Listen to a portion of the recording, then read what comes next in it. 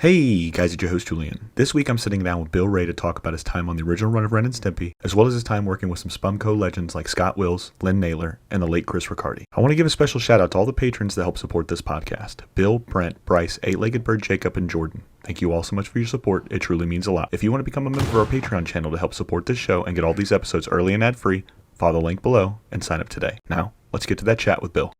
Ladies and gentlemen, welcome to the Cartoon Chronicles podcast. I'm your host, Julian. Today I'm joined by Bill. Bill, long time coming. Welcome to the show, sir. How are you? Pretty good, buddy. How you doing? Oh, I'm doing fantastic. Now, ladies and gentlemen, there's a lot of you guys. Shout out to one person in particular. He works in the animation industry as well. Tobias Krieb. If I said your last name, I apologize. And if I said it incorrectly, I apologize. He has been the champion for Ren and Stimpy, wanting me to talk and deep dive with as many people from the original run of Ren and Stimpy as we possibly can. So I figure what better way to start off this chat with Bill than to deep or dive right into Ren and Stimpy, the original run. So I would love to know, man, how does it come about? How do you guys start working on Ren and Stimpy? How do you find your way working over on that side?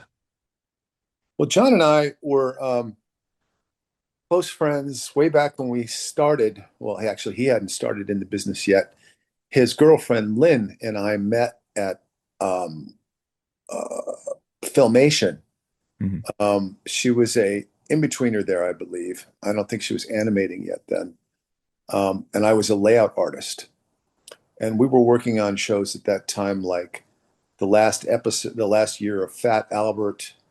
We were working on a Flash Gordon iteration, um, various shows on Filmation in the late 70s.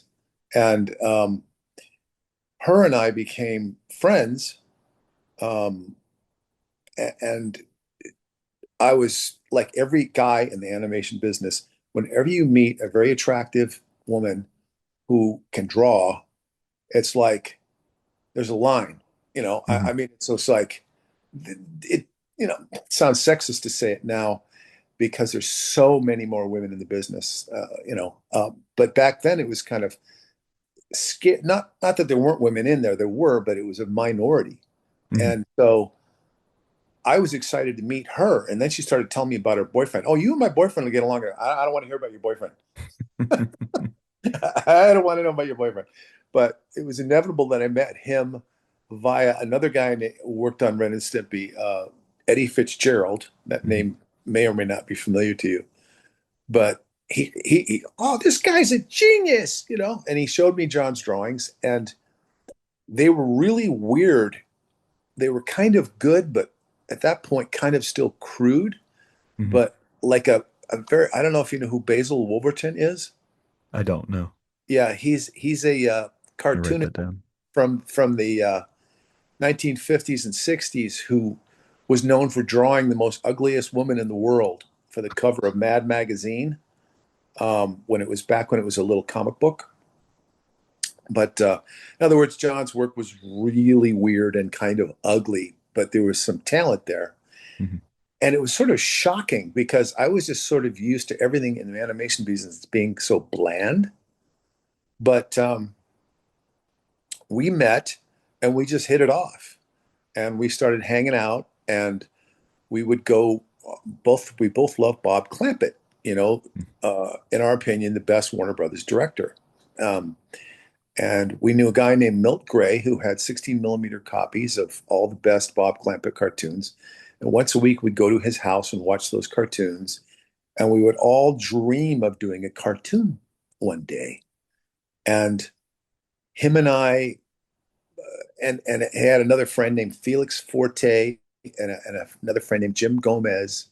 Those guys were a little bit younger than us that went to school with him. And we would kick around ideas for cartoons. And so there were various early iterations of Ren and Stimpy worked on by us then, not really knowing that this was Ren and Stimpy. Hmm. Um, and then, like, for instance, the name Ren came from Ren Hoek, came from in his apartment complex, there was a guy who lived there, and that was his name. It was just on the doorbell, and John was like, "What the hell kind of name is that?" I don't know if it was Armenian or what the heck it was. I never looked into that, but that became Ren. And I don't know where the name Stimpy came from. All of us just talking about it. So over the years of kind of trying to figure out how could we sell an original cartoon, people just didn't even do that back then. It was just in-house stuff was done by the company if you work there, and they'd see if you wanted to work, help them put together a new show. I just remember a show called Quackula, which didn't last very long at all. But like I got a shot at doing the model sheet for that because it was done in-house. But anyway, one day I got a call from Robert Williams, the underground cartoonist that worked in Zap Comics and is a famous fine artist now. Um, and he had recommended me to do a cartoon and for this fledgling company that was trying to sell a show to what later became an early version of HBO, one of the very first, this obscure very first cable show. It was a pilot, and it never went past the pilot. But John and I got the gig, and I knew even back then that John was the genius, you know. And I said, this is my show to direct, but I'm going to give it to you to direct, Mhm. and I'll do all the backgrounds, and I'll be the producer. And we did a cartoon called Ted the Chicken. If you look that up, you can see that it's on YouTube, I'm gonna check it out, writing it down now. and you can see the earliest form of what Ren and Stimpy was going to be. Mhm. And we did a few things together, like a commercial for Mexican television about heart attacks that Lynne animated. Uh, I could go deep dive into the little details of all that stuff, but I'm going to skip through it. But we did presentations and tried to sell stuff for years. And I gave up on this idea that we were going to go anywhere. And I said, I'm going to do my fallback. I'm going to be a painter and comic book artist in New York. And I moved to New York while John stayed here and tried to, he knew exactly what he wanted to do was directing cartoons, and that was it. And he stuck to it, hooked up with a guy named Carl Masick, and they managed to pitch Ren and Stimpy to Nickelodeon.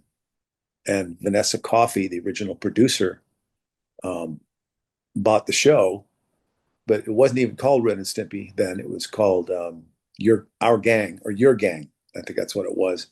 And it was a kids show that happened to have a dumb cartoon on it with Ren and Stimpy in it. And she goes, "Well, we don't care about all the rest of this stuff.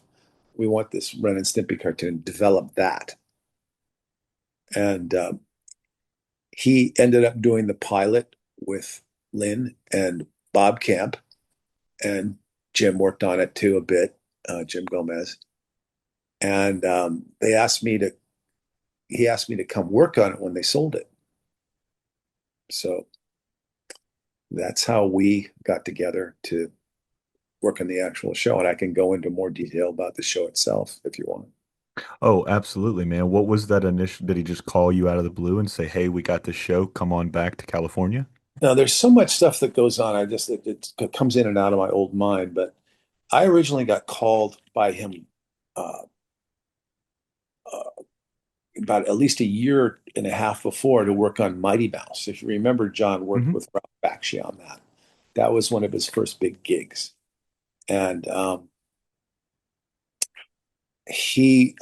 I was very happy in New York. I had a great girlfriend. I was working at DC Comics, making good money. I was doing my painting classes, and I was just happy. And I said, well, I'll come back and work on that if you'll pay me $500 a week. And back then, that was a lot of money. Hmm. Um, we're talking about mid '80s or whatever it was.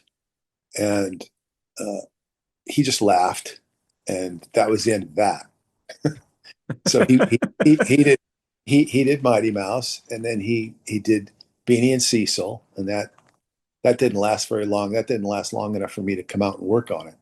Um, but when he sold Ren, I was still like I would come back and visit my folks every summer or every other summer, and we would get together. And I worked on a few little things of his.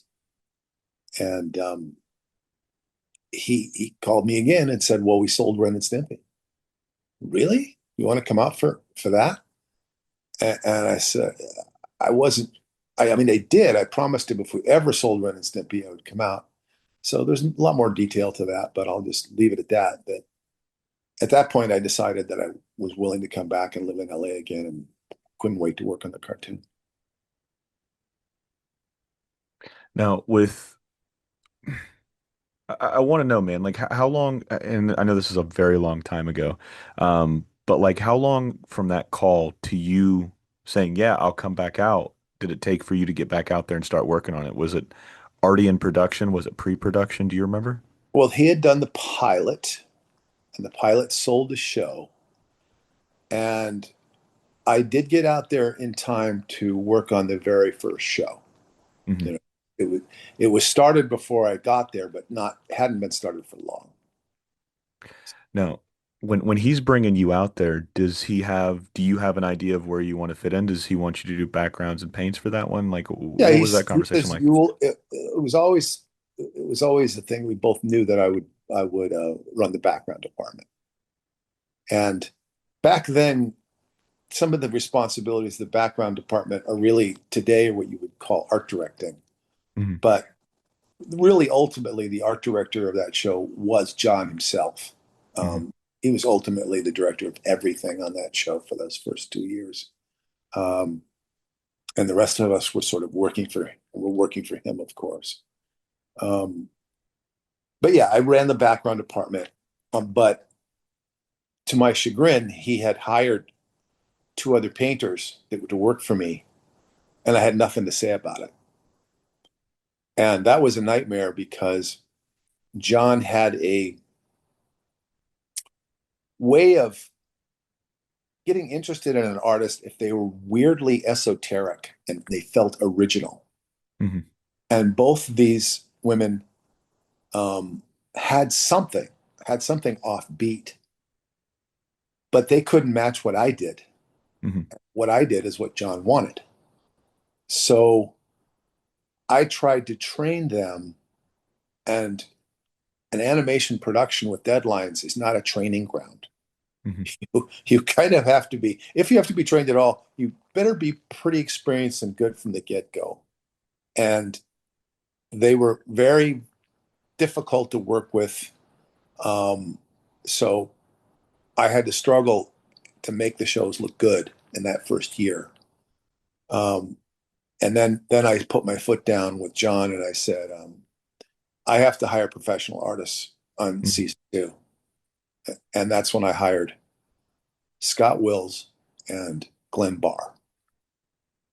Um, Now, I don't mean to interrupt you, but there's one thing I wanted to circle mhm. back to with you leading the background department and you having those two people in particular very difficult to work with.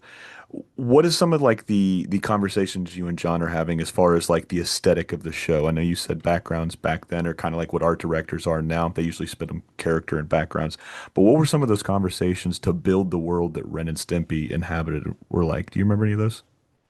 Well, to be fair, the art direction had gotten pretty well started from the pilot, Hmm. which was painted by Bob Camp, Lynne Naylor, and John himself. Hmm. So we had all the classic, there were all the classic influences, but then he wanted things like, spatter on the background and influences that you could, in a facile way to describe it, kind of like modern art thrown into it. Yeah. Um, very expressionistic, but it would be like almost expressionism done with great skill. Hmm. Um, and in particular, John was fascinated with little golden books. Do you remember those? Oh, I still read them to my kids every single night. Yeah. Well, the better artists on those, he really liked. And so we would, Mary Blair and Oh man. uh, was probably the biggest influence, but Mel Crawford was arguably the best in a more technical way. Um, uh, And then he liked this one guy. His name is dropping out of my head now, unfortunately, who did Golden Books, but his style, Leonard Weisgard, his Leonard style was Weisgard. a little weirder than the other artists. It wasn't as slick and Hmm. Disney-fied, we say, as the other artists. Um, but that was our template from that point forward. And I kind of pushed the Hanna-Barbera bit a bit more, I think, than he was, but he didn't, he liked that too. Um, and then sometimes we would just parody a certain style, like Stimpy's first fart was really a Disney parody. Really? Which Yeah, one? in general, Oh, just okay. I got you. we were trying to be modernly just sappy and sweet and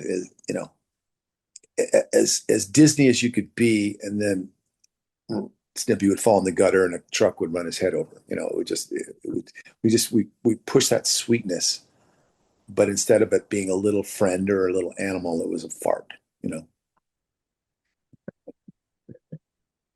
Farts always win, man. And I'm so glad you brought up Mary and you brought up Scott. I mean, before I even knew that artists worked on. And I'm talking about like when I'm a little kid, before I even knew and understood like people made, the cartoons and the movies that I watched, man. There's a story that I've told a couple times, so I apologize, ladies and gentlemen. But whenever I was like, I want to say like 2 years old, The Little Mermaid had just came out on VHS, and whenever I would have like a fit or something like that, like little kids do, my mom or my sister would put me in front of The Little Mermaid, right? And the it was great something about the babysitter. colors. Yeah, Yeah, it was a babysitter. Put me in the swing when I was little, and then they would put me in front of the Little Mermaid. Something about the colors, something about that, So for the longest time, like I said, before I even knew like you guys worked on these things, I'd been a fan of Mary Blair, just going back to Peter Pan and going back to Alice in Wonderland. The colors, the visuals. I mean, it was and I might be using the wrong word, but psychedelic in a sense. That's what it looks like to me now. Like I love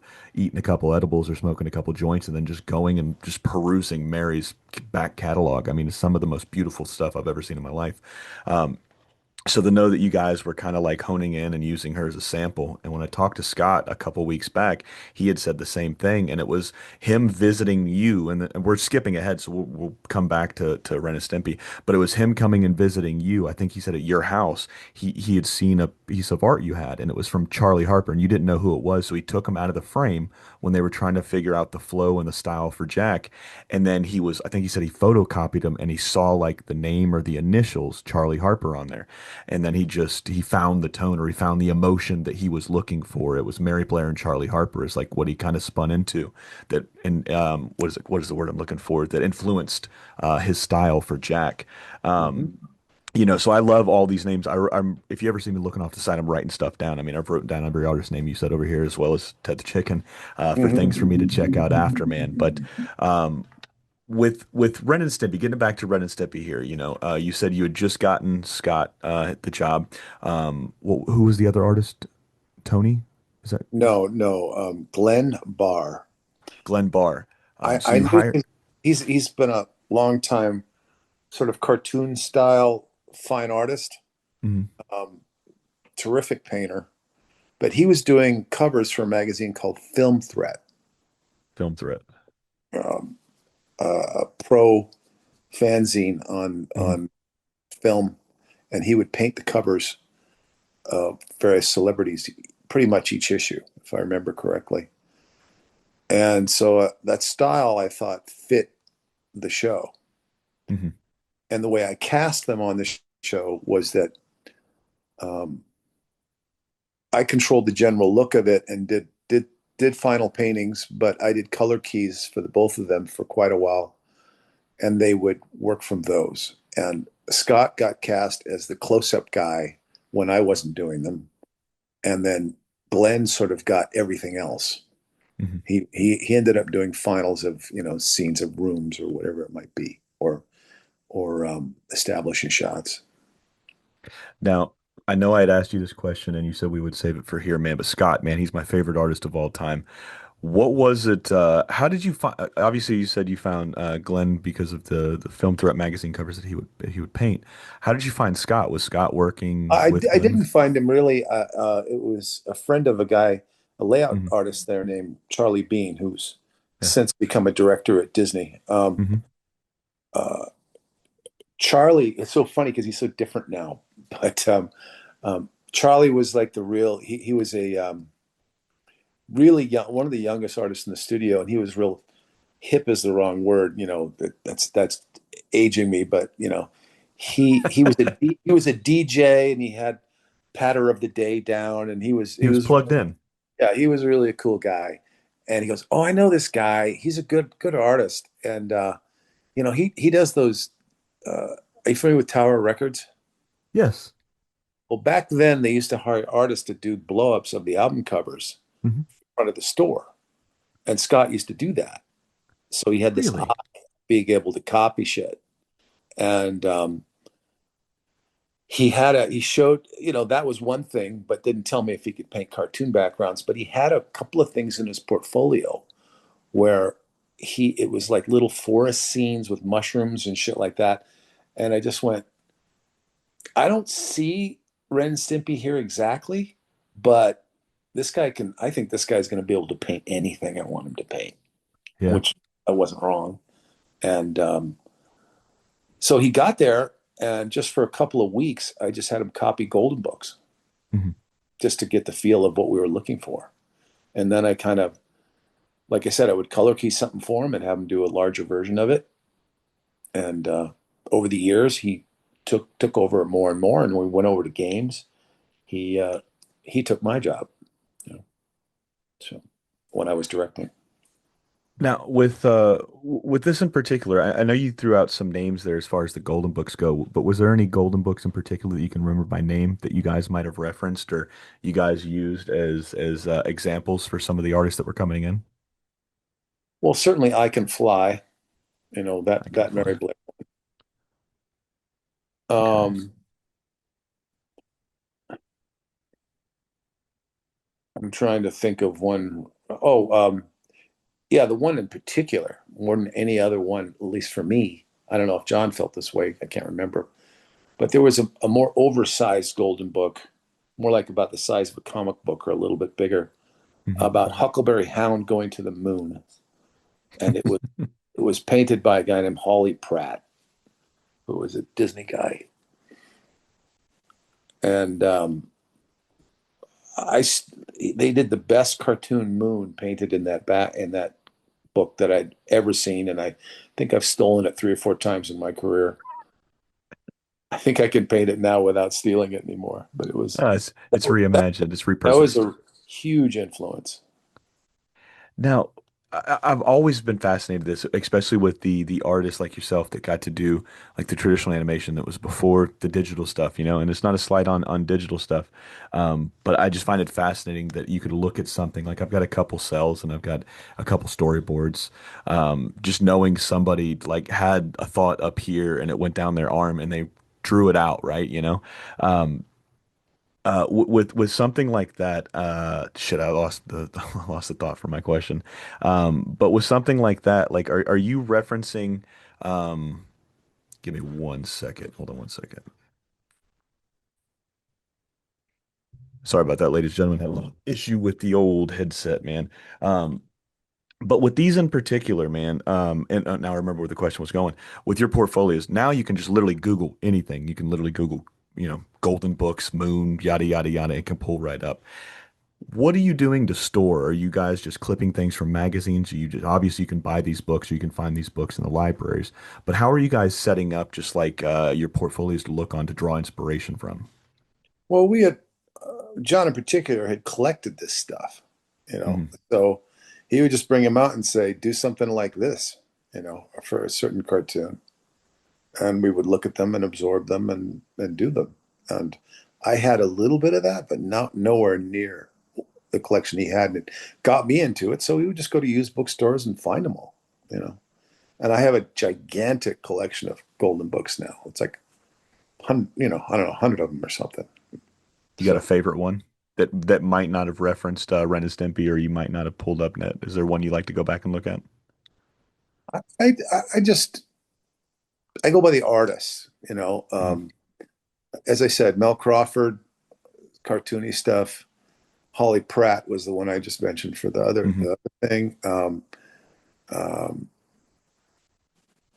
Mary Blair, of course, and uh, there's some unsung one whose name is, because I want to remember it, I can't remember it. It might come back to me in a minute. That's how my at this age now, like you think about something, and here's my theory, my old man theory, which is like I think my brain's full, Mhm. so I can't instantly go to a thought from the past and have it come clear in my mind because I have to kind of flip through the file. The brain's flipping through the files because it's It's so like a crowded. Rolodex. Yeah, and then eventually it just goes, bing.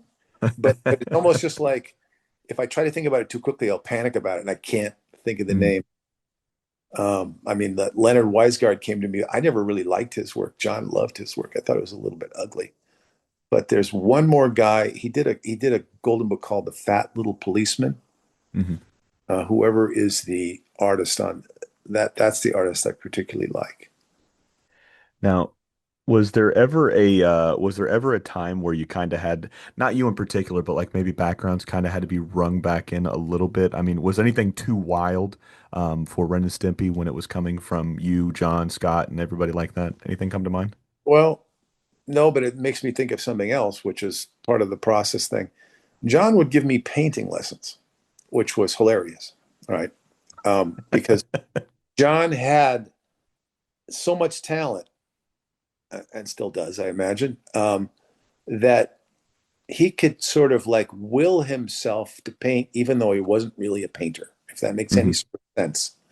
It's like he had a photographic mind. And so he would come to me and give me painting lessons. It was hilarious. And it was really hilarious is because the background room was one big room. So my crew got to see him giving me painting lessons, which is, uh, looking back on it, I don't know why I wasn't humiliated by it, but I wasn't. It was Yeah. just, to me, it was a collective and we could all Hmm. learn from it, right? Um, but he would sit down and he wrote, you know, because we would talk about different artists who could influence the show. And I was a big fan of Eric Sokol. He was a Playboy cartoonist who was the one who could draw and paint heads above every other Playboy cartoon artist. Um, and he was a Sokol. Oh, yeah, well, he's great, but you guys will never do work that good. Yeah. Jesus. Thanks, John. Oh, that's very typical. It's beyond your capabilities. Just forget about Sokol. But then he would do something that was even harder. He would like bring in a nature calendar of really beautiful photography of nature and say, "I want you to do this. I want you to do this. You know, do this." Oh, sorry, um, that's not affecting what you're saying. But um, so he would sit down and he would look at the photo and he would. I think we would have a little background sketch or something, and he would start trying to capture what was in that photograph on a little color key for me. And he would start to do it and he would get really frustrated while he was doing it because what was in his mind, his fingers couldn't translate. Hmm. He would really try, and there would be sort of this colorful blob that for a minute might look like something, and then he would overwork it and it wouldn't work. And these lessons usually lasted about 20 minutes or so. And he would get really, really frustrated while he was doing it, you know. And then he would finally say, "Oh, well, shit. Well, you know what I mean." And he would kind of barge out of the room. And then I would think, well, that's over. I guess I won't have to deal with that anymore. And then a couple of days later, he would go all over again. And I don't think there was a time where he ever go, "This is exactly what I want. Do this." I don't think there was. It was just this thing where he was a control freak and he had to control what every single person was doing. There was no person who didn't have their layouts redrawn by him. That show was him, you know, in every way he could make it. And all of us had to kind of bend to trying to figure out how to be him if he could, in our case, be a painter. If he could, you know, in a layout case, if you could draw as well as him. In the animation thing, if you could animate what he had in his mind, which no one could do, they couldn't see inside his brain because he couldn't animate it either. It was sort of like the painting lesson he tried to give me. But he would complain bitterly about beautiful animation done by Bob Jakes or his crew, and he, I'm sure you know, he's the head, Mhm. the, the main animation studio we used till Rough Draft came along, and Sven Hoek came in and he calls me into his office and he's all agitated. And it's this, he shows me, like, I got to show you this, got to show you this, got to talk to somebody about it. And I'm like, okay. And he shows me this scene, this pencil test of uh, Sven and Stimpy kind of running along, just like doing this goofy run. And it's fucking hilarious. And I just, I look at it and I go, it's great. He goes, no, no, it's not. Well, why isn't it great? I said, well, he couldn't quite articulate it. And I said, it almost looked like it almost looks like we're trying to do a parody of Disney in a way of their better animated shorts, the short stuff in the 50s. And he goes, yes, yes, that's the problem. And I said, why is it a problem? It looks fucking great.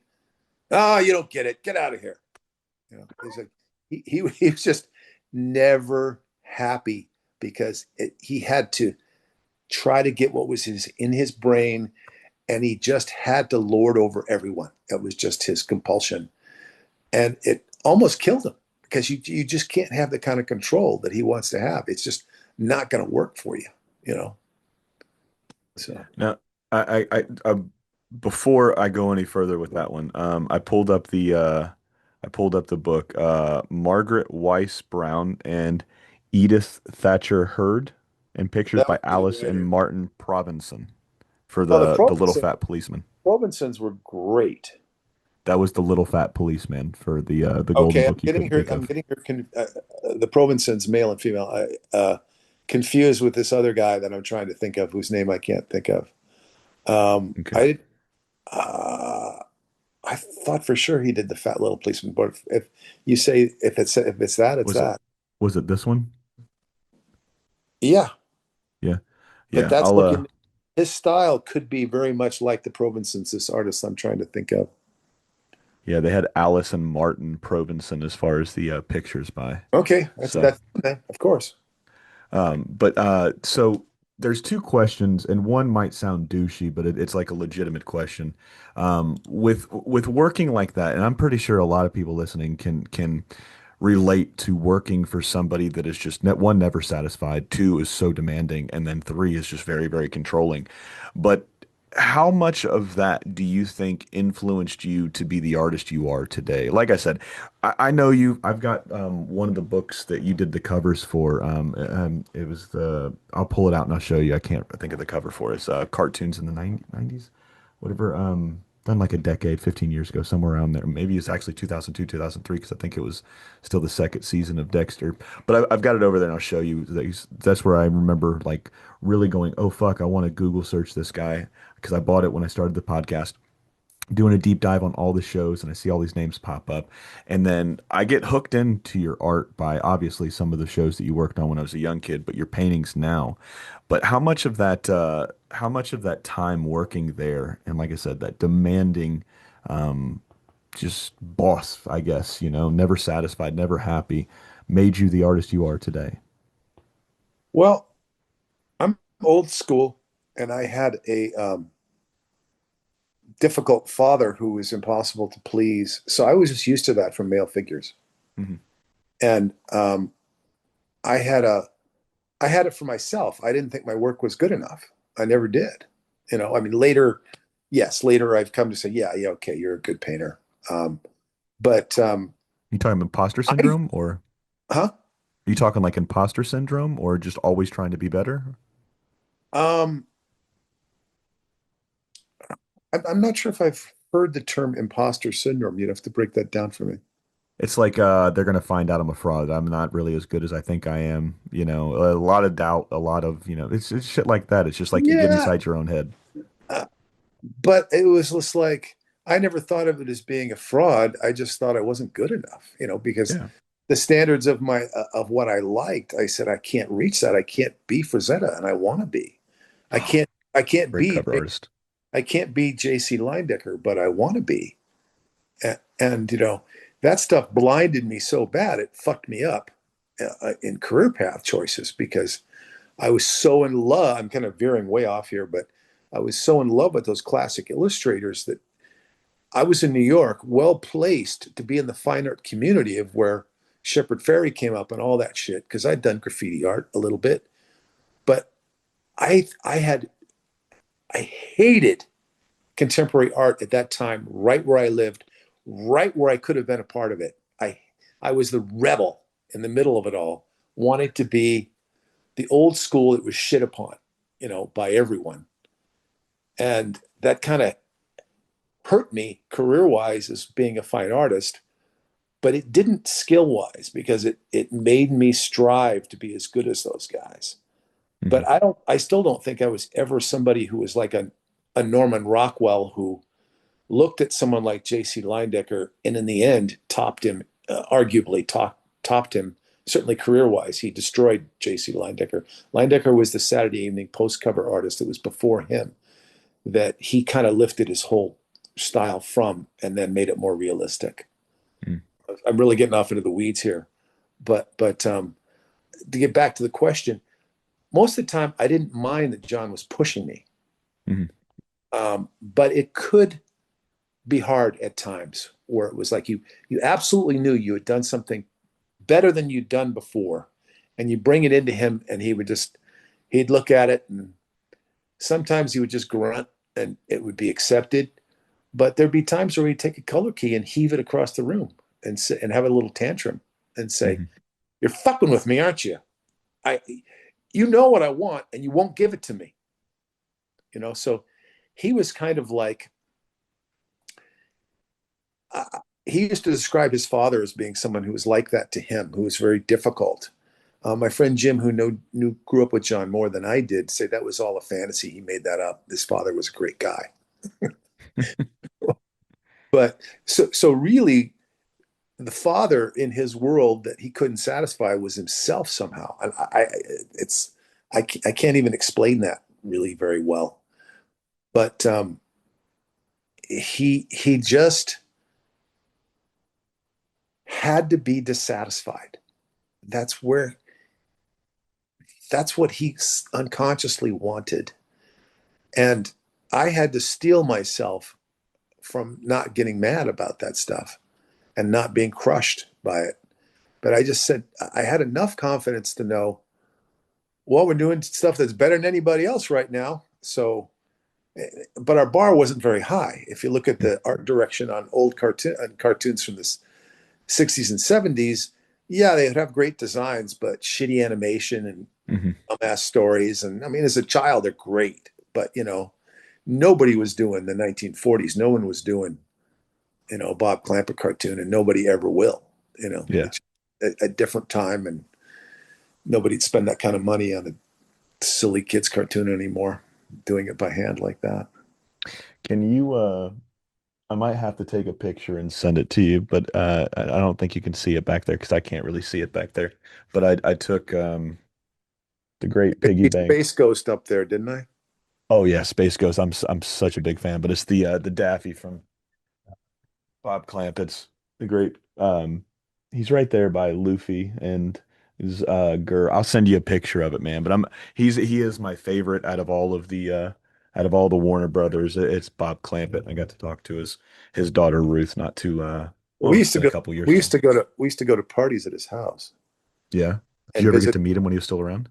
Yeah, yeah. We went to parties at his house. We would go to his garage where he had his big warehouse full of all the original art. Not all, a lot of original art. A Hmm. lot of it recently was sold, um, but he wouldn't let us go through it. He's kind of mean like that. It's just like we're sitting there. There's the garage right behind him, and we're talking and talking about how much we love it, and then but he wouldn't let us go in there and look at it.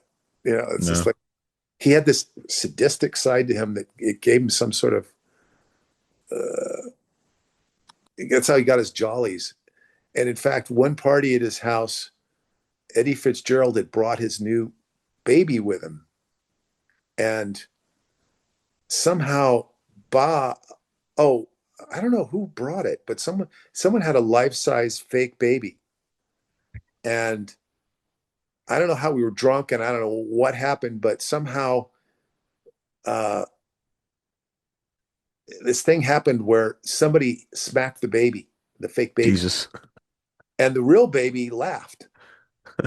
We started Somebody started beating up the fake baby, and the real Eddie's kid would laugh more and more and more. And Bob Clampett grabbed a camera and started filming all of this. He just thought it was hilarious, that. And you look back and you go, that's kind of weirdly sick, that whole thing. So Bob had his Bob was Bob was out there Interesting. a bit. Yeah. I was going to ask you what your favorite Bob Clampett memory is or story is, but does that one, is that your favorite right Yeah. there? That might be. I mean, Yeah.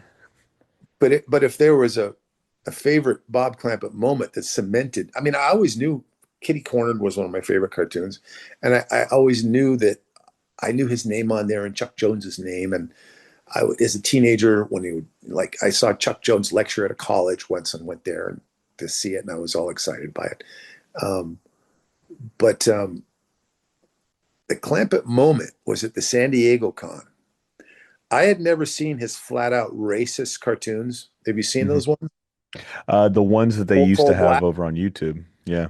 Cold Black, and D7 Dwarves. Hmm. That he showed that one, and I grew up in the shadow of World War II because my dad was in Battle of the Bulge, and every movie you ever saw on TV was World War II, World War II, World War II. Hmm. So I grew up drawing bombers dropping bombs on Nazis, and that whole thing was such a part of my childhood. So I'm watching that cartoon, and there's a racist joke where uh, a truck comes up, and on the side of it, neon says, "Oh, they're the gangsters, right? The black gangsters, and Hmm. uh, they'll kill. I can't remember what it was. It was like they'll kill somebody for this amount of money, and then it just pops up. But Japs are free, and the Yeah. audience just goes insane. They'd never seen something that, and it was all these kids were my age, and it was the same thing. It was like we were taught by these war movies that the Nazis and the Japanese were the enemy, and we didn't even think about the racist aspect of it or anything like that. It didn't even occur to us. But those cartoons were so shocking, but so beautifully animated and so fucking funny Hmm. that uh, that was my Bob Clampett moment. He was my total hero after that. It's only in the you know years that pass where you kind of have to feel guilty about that now. How about that joy that cartoon gave you? You know, so Well, no, it's just something. because I it was mean, racial, it was racist caricatures, but there was something still right on about it too, because he used black actors for the voices and things like mhm. that. It was just, and back then, black people would think that shit was funny, but not now. But anyway, I'm digging myself a hole. Oh, it's There's okay. there's no way to defend it, But Uh, yeah, no, I'm I gonna mean, blame it on I'm gonna blame it on being 14 years old. everybody can I guarantee you everybody's done something that they look back and they just shake their head at 14 years old.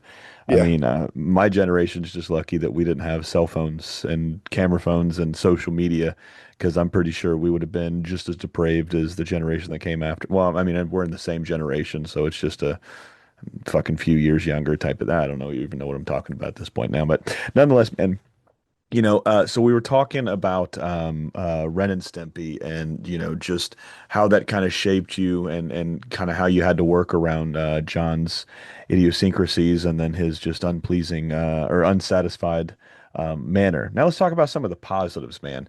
You'd mentioned a couple names in there that I can pick out. A Scott Wills, I can pick out a Lynne Naylor, those two people in particular. I'd be remiss not to ask you because, like I said, this is another one you said you wanted to save for it. But Chris Reccardi, man, let's start with him first, man. So, what was Chris like? Whenever you hear the name Chris Reccardi, is there a story, a moment, you just getting to hang out with him that comes to mind whenever that name pops up? Well, Chris Reccardi, um, the guys who were really the top layout artists, and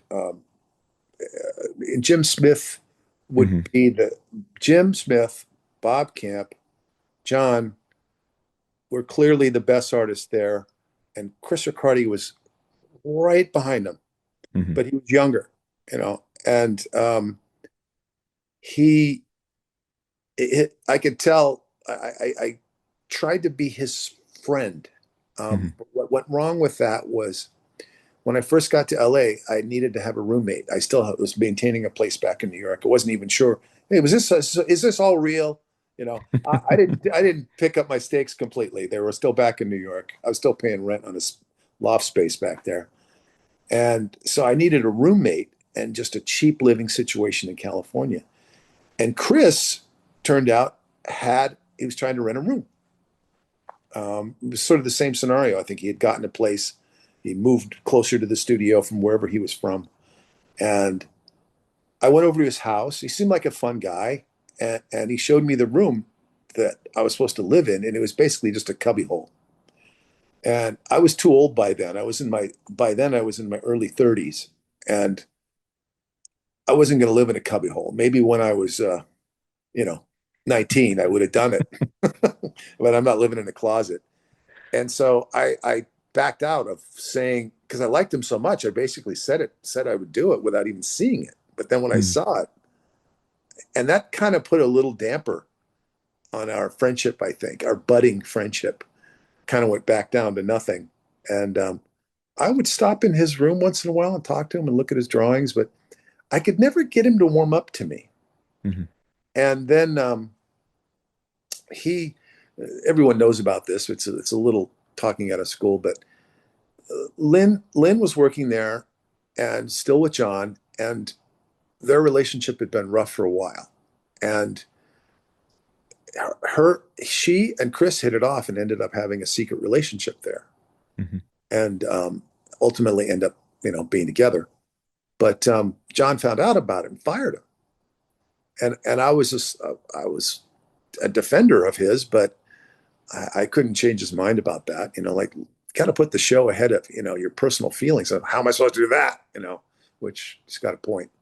Um, so that's how I knew him there, and then which wasn't really knowing him, just was like wanting to know the enigma of Chris. And then we hired him at the game studio, and there was a little tiny bit of jealousy, not really with me, but maybe a little because Chris got a really sweet deal. He didn't want to come over there. So he said, if you want me, I get to be able to do whatever I want and I get a top salary. And they gave it to him because we knew we needed him and we knew how good he was. And so, but then I still tried to be his pal there. And he would, we would start talking for a while and he would kind of loosen up and it would be sort of friendly. And then it would be just like, there was something that bugged him about me. And I think beyond that potential roommate thing, I don't know what it was exactly, except to say, in the looking back and being candid with myself, I was a really irritating guy. I was egotistical. No, seriously, I was egotistical. It was like at the meetings with I would be in the meetings at the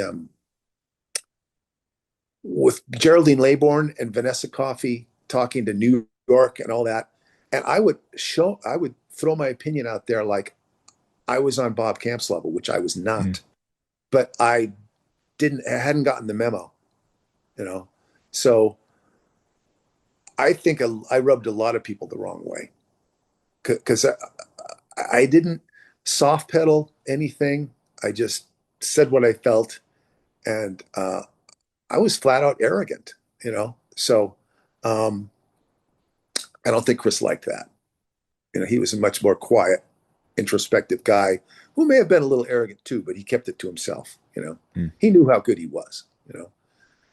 And I'm doing this long setup that that comes all the way around with a sad ending, and that is Years later, I go to Ventura to do judge an art show in the fine art world.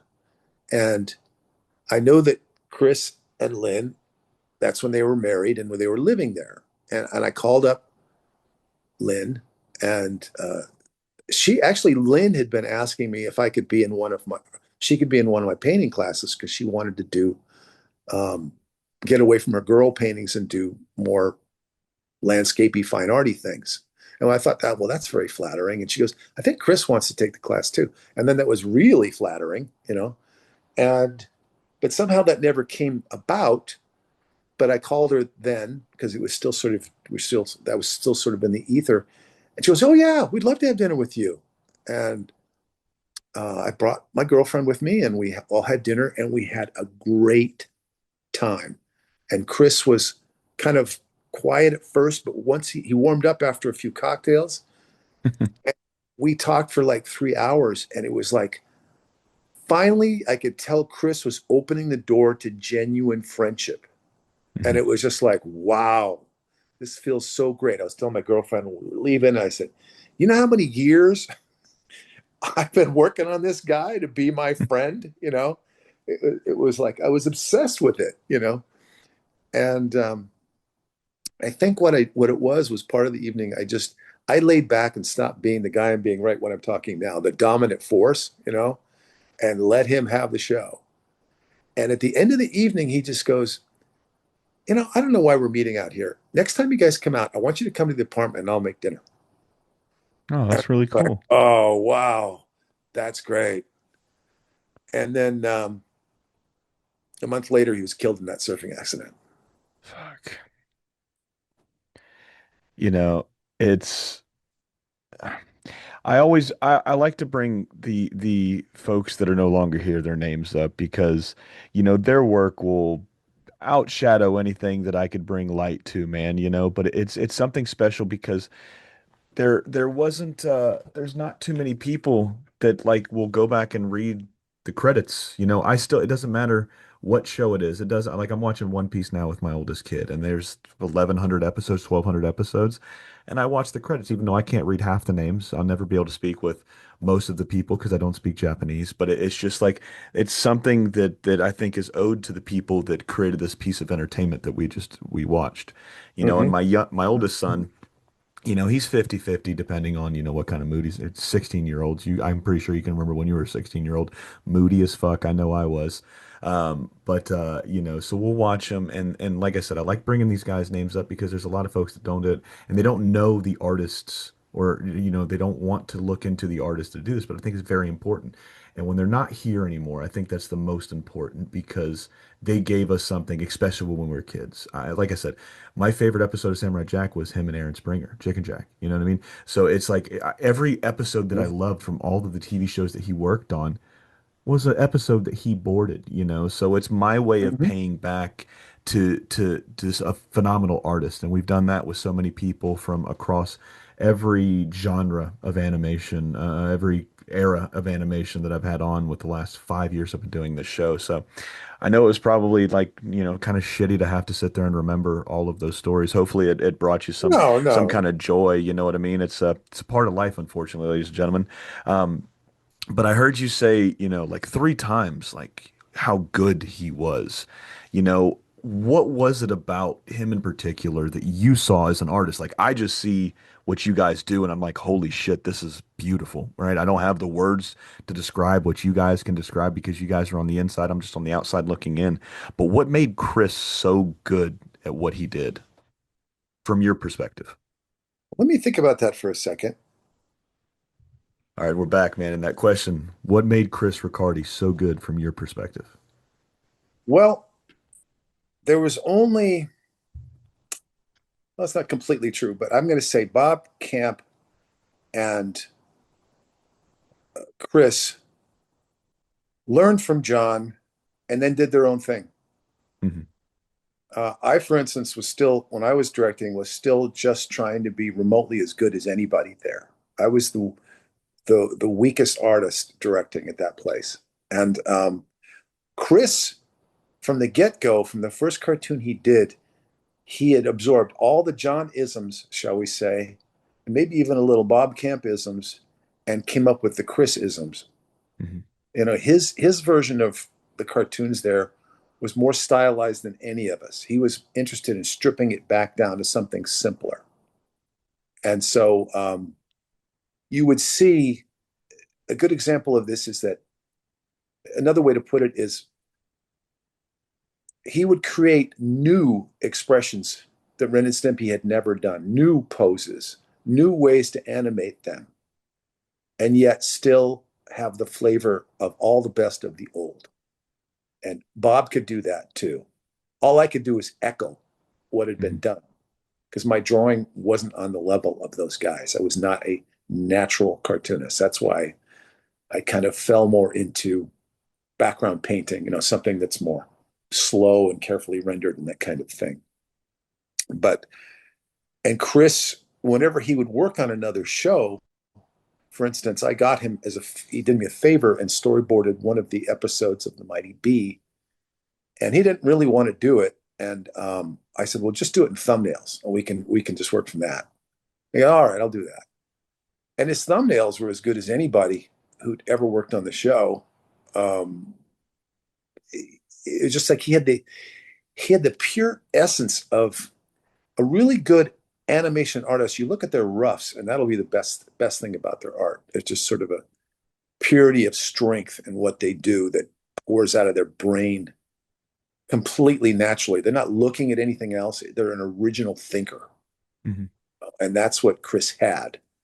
Um, I think that John had it, Jim Smith had it, Bob Bob Camp had it, and I'm going to leave somebody out, and I'm probably going to insult somebody who's watching this. And I would say, basically, none of the rest of us, we were all just trying to keep up with him. Mhm. Mike Kim was pretty good. Uh, he was very good, as a matter of fact. But I always didn't put his work on quite the level of those other guys. Oh, well, If that answered thank that you. question.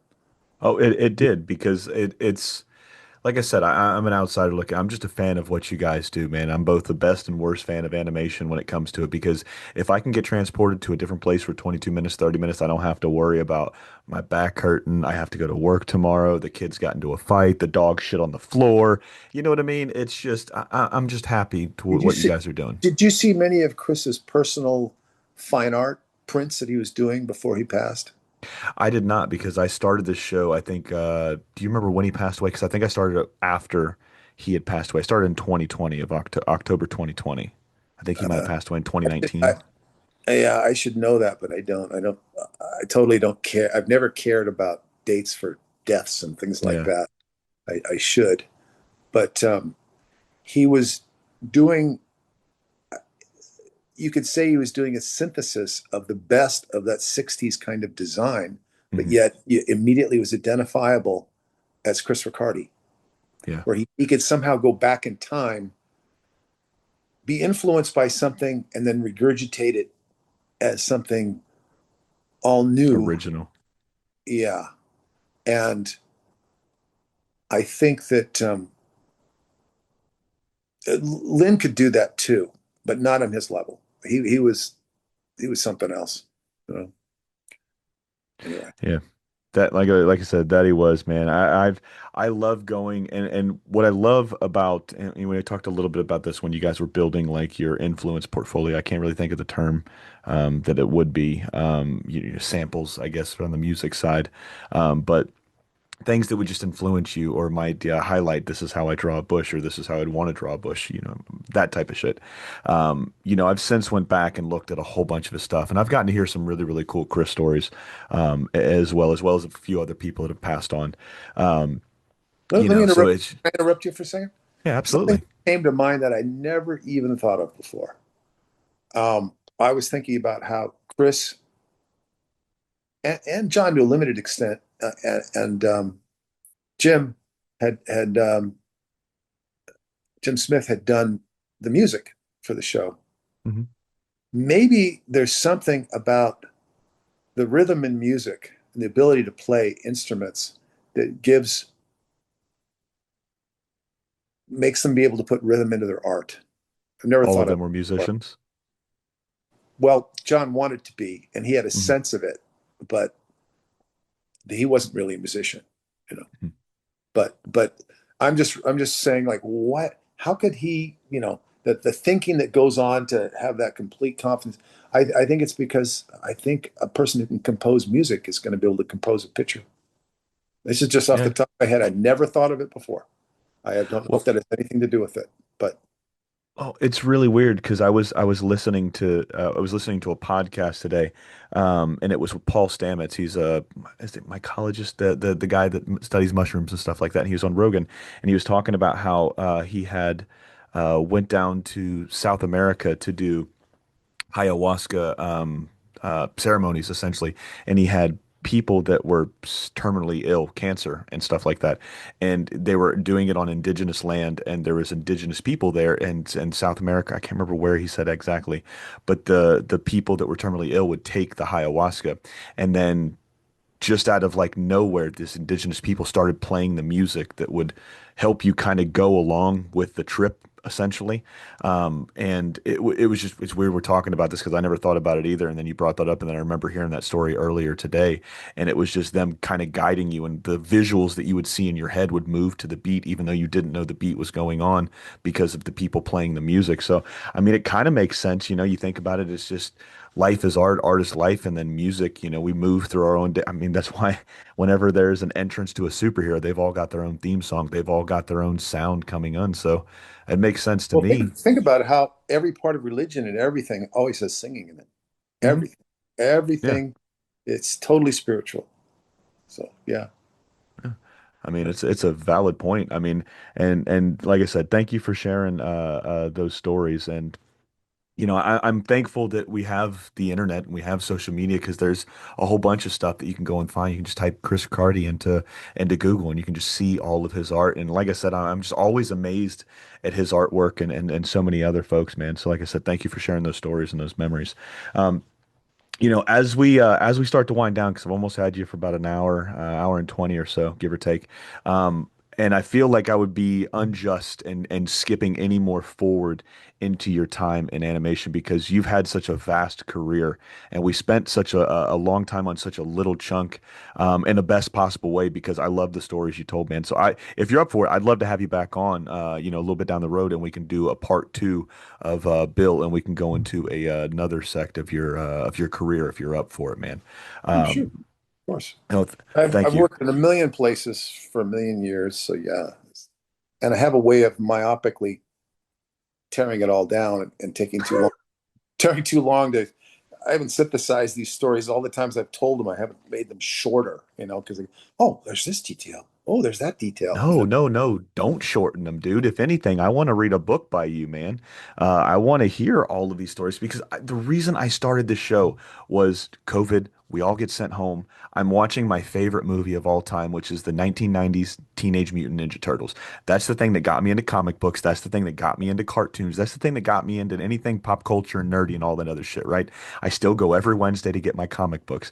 I watched that movie. I'm no bullshit. I've burnt that thing out on VHS when I was a kid 3 times. That was the only VHS when I was really young that my mom would rebuy. We had the original Ninja Turtles, and then we had Dumb and Dumber. Guess which one my mom did not buy again? She hated Jim Carrey for the most annoying sound in the world.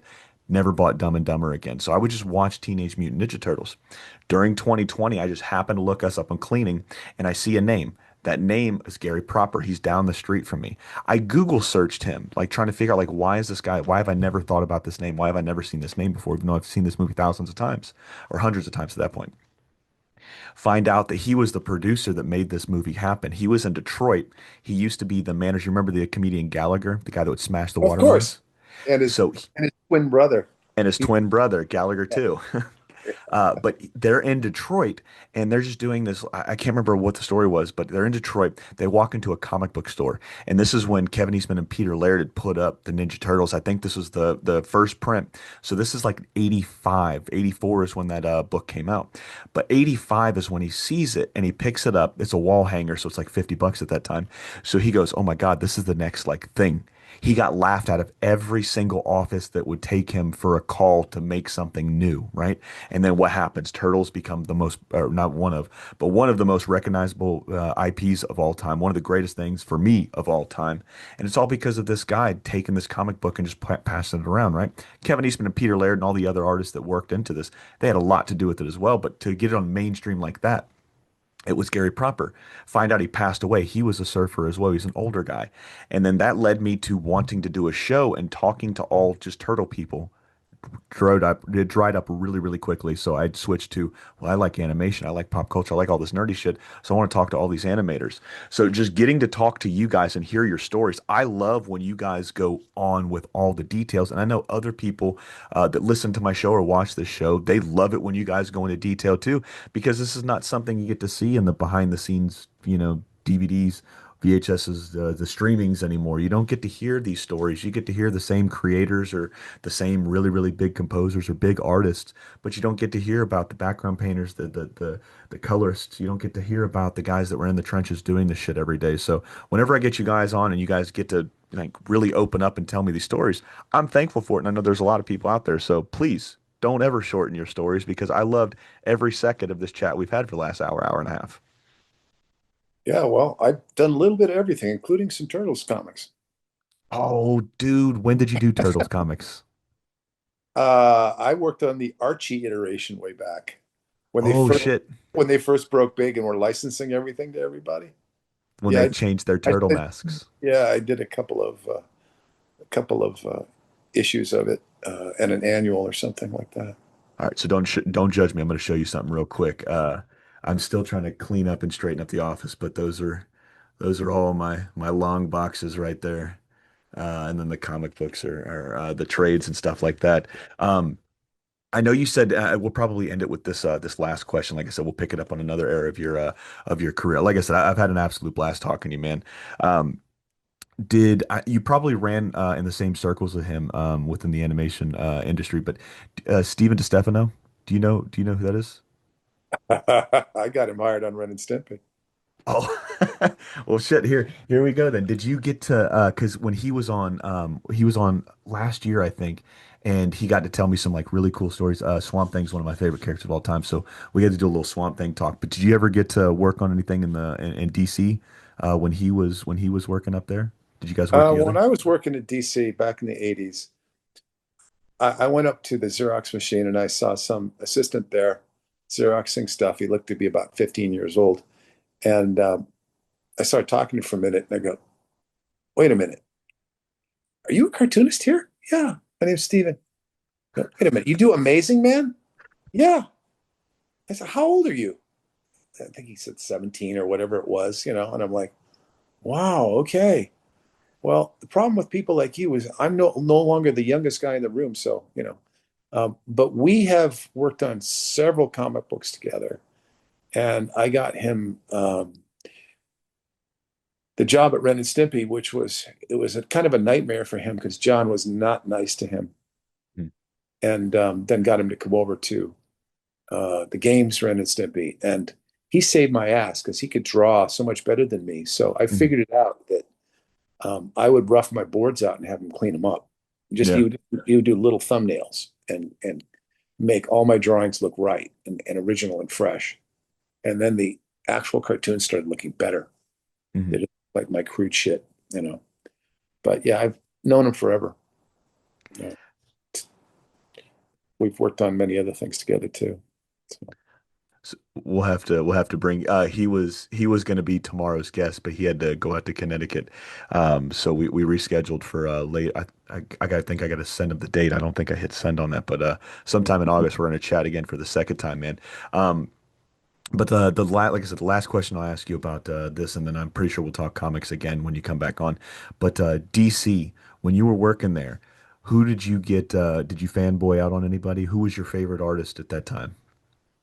um, well, it sort of evolved into Mike Mignola. Yeah, He was little Hellboy. it was pre-Hellboy. This is when he really noticed him when after he did that first Batman book that he did. Mhm. The heck was it called? I'll But Google it. back then, I was working. I did a little work with and was friends with Keith Geffen, so Uh-huh. I kind of looked up to him. Um, the, there was heavy hitters walking around there, like Jose Garcia Lopez, the Superman artist. Hmm. Um, uh, The Doom that came to Gotham was the well, Batman run. yeah, the big deal about working there was getting to work with Bernie Wrightson. Yes. That was Swamp that Thing. was yeah. Well, a little bit later, he did a book called Batman the Cult. Hmm. In that, Yes, I think I might actually have it back here. well, I'll take a look. I painted it. Really? Yeah. So I did. I was because I could paint. Back then, they had just discovered that, not discovered, but they decided to try the European method of doing full color comics, where they Hmm. would take the black line of the drawing and put that on an overlay, and then use a blue line printing to print a light image on illustration board, and you could fully paint in over the figures instead of having separations being done by an old lady in Chicago. Hmm. It was a lot more rendered, but it still held the integrity of the actual line work because it was on that overlay that you could drop back down onto it.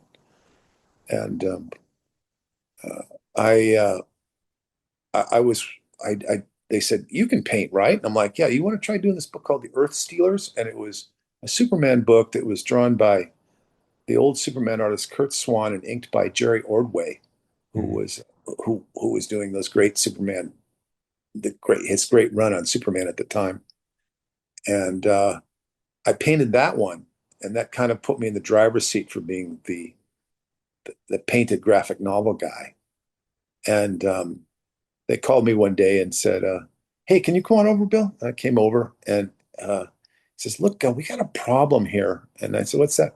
"Well, Bernie Wrightson is running late on his this book he's doing called The Cult.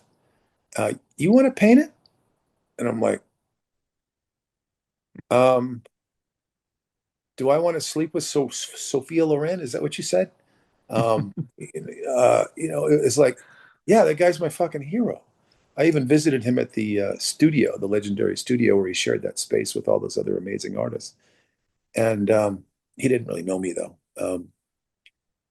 And I've told this story before. I'll tell you to again. I'll try to make it quick. But I said, why isn't he painting it? Well, he was supposed to paint it, but he's late, and the book's not going to ship on time. And we know that you can get stuff done fast and have it look good. So do you want to do it? And I'm like, well, don't I need to talk to? No. Do you want to do it or not? You know, Yeah. you work for these companies, and this guy's a really good guy. His name is Richard Brunning, but it's like, I'm the art director. I'm assigning this. We don't need to know Bernie's opinion. We Yeah. gotta stick to a schedule. I know you'll do a good job. So just, do you want it or not? Yes, of course I do.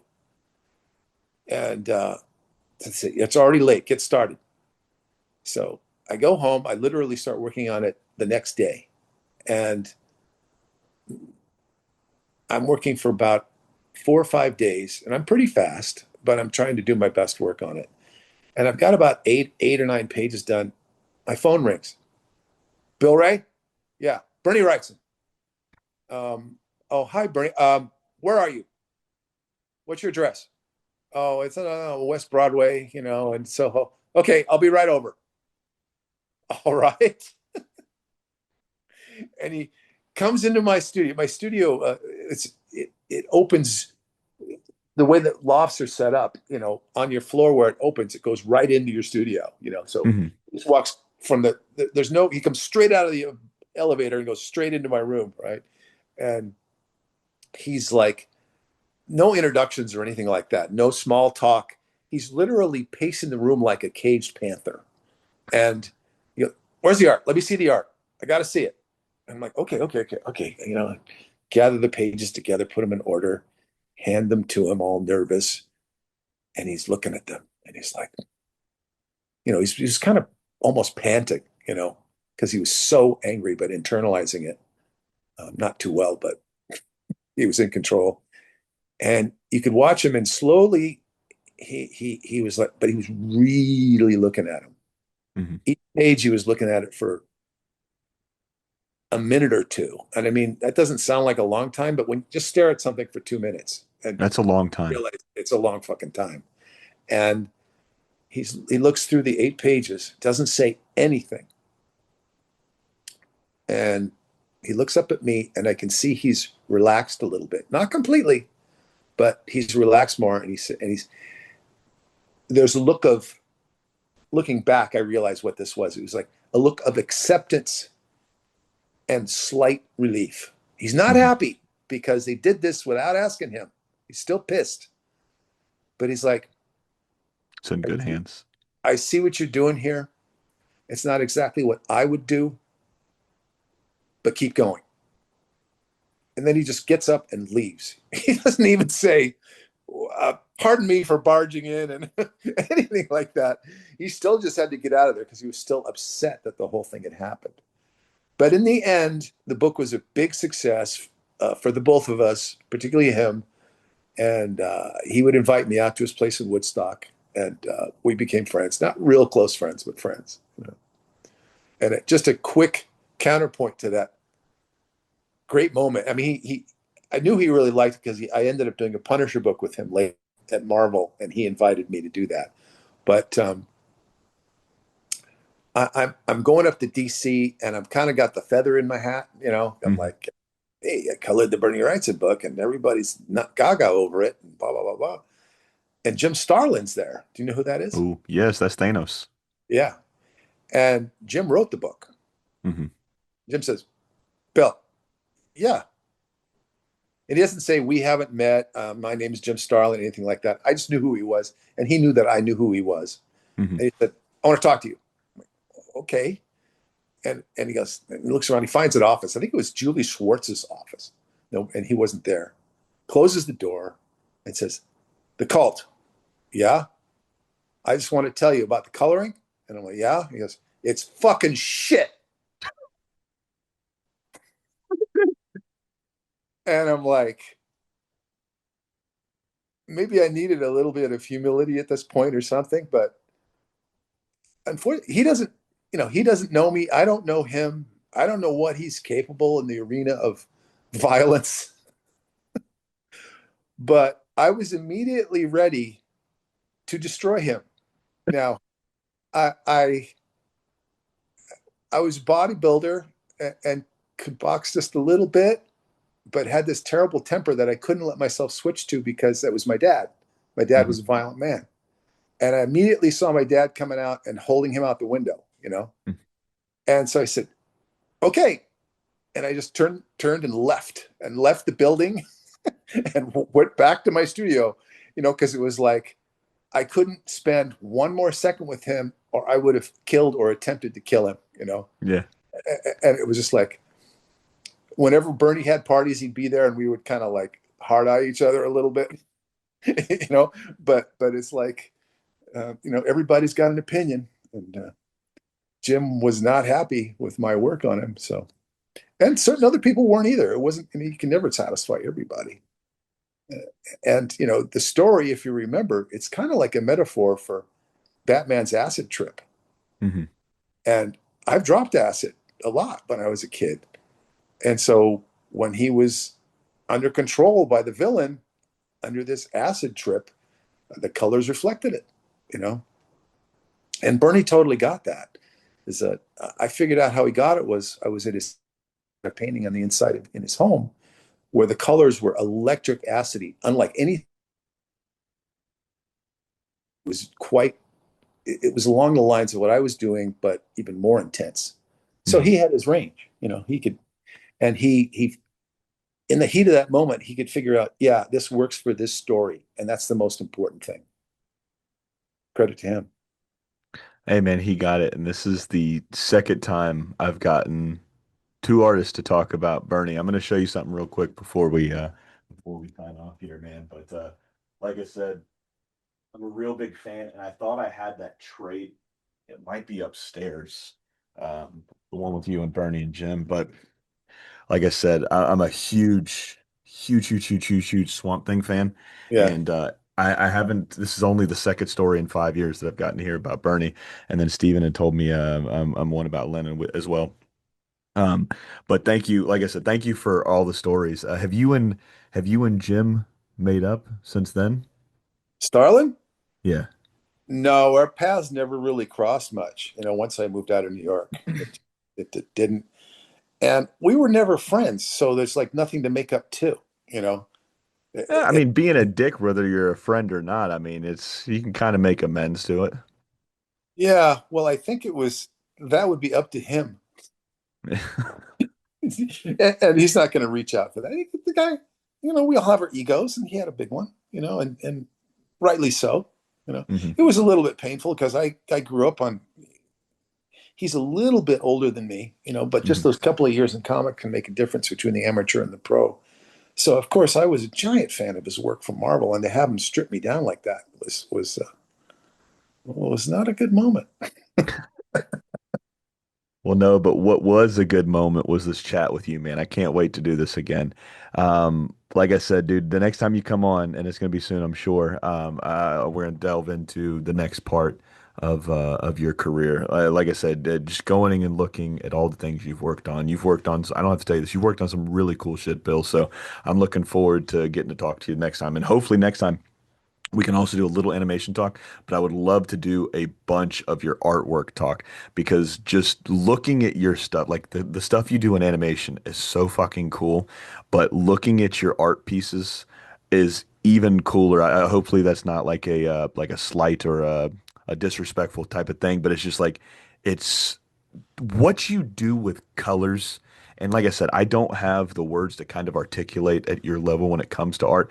What you do with the painting, like the one in particular that I absolutely just get mesmerized by. I don't know. I'll send you a picture of the one because I can't remember the name for it on the gallery it's on. But it's almost like a diner or like a gas station. It's red and blue, red and yellow, and it's got the overhang and how how it's washed, how it's done. I don't. It's fucking beautiful, is what I'm getting at, Bill. I can't find any other words to say than your art is fucking beautiful, and it's a pleasure to meet the artist that I get so much joy from just pulling up a screen and looking at your art, man. So, like I said, thank you again for your time tonight. It was very very special for me. Well, that's a very nice compliment. Thank you so much, Julian. No, thank you, man. Well, that's been Bill. I've been Julian. It's been the Cartoon Chronicles podcast, and this has been another piece of your childhood. Good night.